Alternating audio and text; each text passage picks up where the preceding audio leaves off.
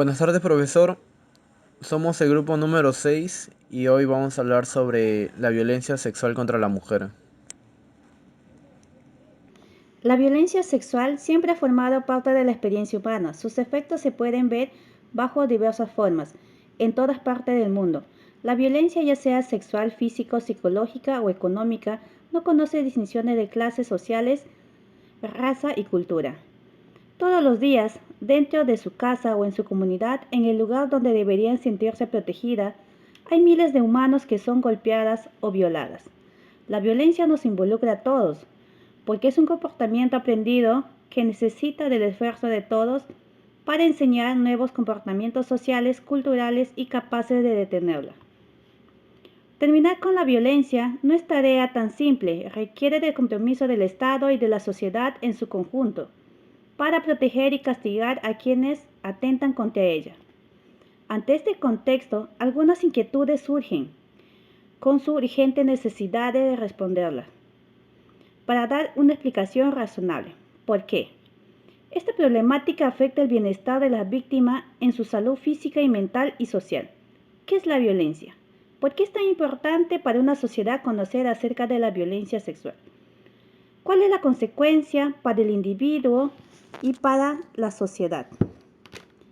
¿Cómo debe actuar el ciudadano en esta situación? Las mayores consecuencias para las víctimas de violación sexual no solo dejan marcas en el cuerpo, sino también cicatrices físicas, psicológicas y reproductivas, como inmediata o en largo plazo. En ellos se encuentran dolor, lesiones o infecciones de transmisión sexual, embarazo no deseado, depresión, estrés postraumático, trastorno de ansiedad, insomnio e intento de suicidio, que también pueden incrementar el consumo de tabaco y droga. En este punto hablaremos para que ustedes conozcan un poco más de este tema y esta realidad. ¿Qué tipos de violencia sexual existen? Explotación sexual, trata de personas con fines de explotación sexual, violencia sexual en el conflicto armado, esclavitud sexual o prostitución, embarazo no deseado. El hablar de violencia sexual nos muestra la vulneración de derechos de las mujeres. Es urgente entonces entrar a clasificar el contexto que permite entender por qué es tan importante evitar el abuso sexual y por qué se da con tanta frecuencia.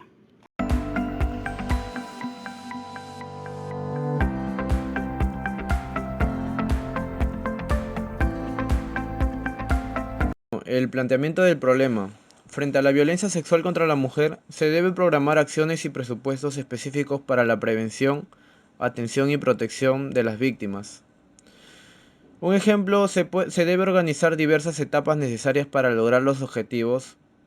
Un ejemplo puede ser capacitar a las personas, para así saber llevar la crianza de los hijos, ya que la experiencia del maltrato infantil, en particular el abuso físico y sexual por parte de los padres, madres o los cuidadores, aumenta la probabilidad de violencia sexual durante la adolescencia y la adultez. Bueno, sobre la violencia sexual, según García 2021, se considera violencia sexual cualquier comportamiento de naturaleza sexual llevado a cabo sin el consentimiento de la otra persona. Incluye conductas como exhibicionismo, las palabras obscenas, los tocamientos o la violación.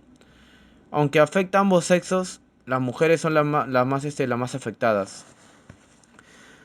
Bueno, la violencia sexual es un problema grave y es generalizado en todo el mundo a nivel global, ya que 736 millones de mujeres alrededor una de cada tres ha experimentado alguna vez violencia física o sexual por parte de una pareja íntima o alguien que no era su pareja.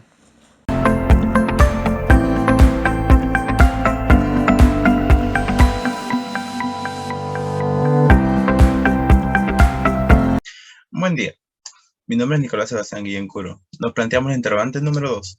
¿Cuáles son las consecuencias de violencia sexual contra la mujer? Con la finalidad de entender la repercusión de la problemática planteada, consultamos la página web de la Organización Mundial de la Salud que publicó el artículo titulado Violencia contra la mujer el 8 de marzo de 2021. En el párrafo 12 señala que las consecuencias son graves, tanto inmediatas como a largo plazo se relacionan. Violencia de pareja física, sexual, psicológica y reproductiva. Las repercusiones físicas de la violencia sexual son dolor, lesiones, infecciones de transmisión sexual, incluyendo el VIH o SIDA, embarazos no deseados, depresión, estrés postraumáticos y otros trastornos de ansiedad, insomnio, trastornos alimentarios e intentos de suicidio que también pueden incrementar el consumo de tabaco y drogas. A continuación, como tercer interrogante tenemos, ¿cuáles son los tipos de violencia sexual contra la mujer? Para identificar y distinguir las situaciones que pueden ser catalogadas como violencia sexual contra la mujer, para ello se consultó el documento elaborado por la OCEPAL, UNICEF y la Oficina del Representante Especial del Secretario General sobre la violencia contra los niños, titulado Violencia contra niños, niñas y adolescentes en tiempos de COVID-19. Publicado en 2020 en las páginas 1, 2 y 3, se considera que hay diferentes tipos de violencia sexual que se pueden sufrir, como el abuso sexual, acoso sexual, explotación sexual, trata de personas con fines de explotación sexual, violencia sexual en contexto de conflicto armado, esclavitud sexual o prostitución, embarazos forzados, aborto forzado.